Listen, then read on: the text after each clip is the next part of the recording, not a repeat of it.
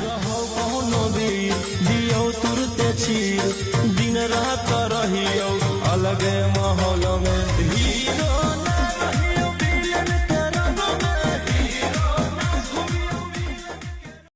तुझे संग प्रीत लगाए सजना सजना सजना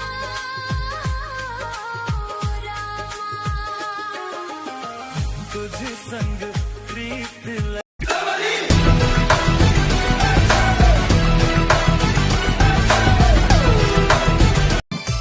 बाते बाते में करी दे हई गोलिए के पहुंचा खड़े खड़े दे तो ई सलामपुर में फार आई तो जब महादेव बीघा के दिल पर रंगाता गोड़ा लागे जिला के विधायक गे हमर भैया हथिन खला नायक गे रहो कौनो वीर दियो तुरते चीर दिन रात रहियो अलगे माहौल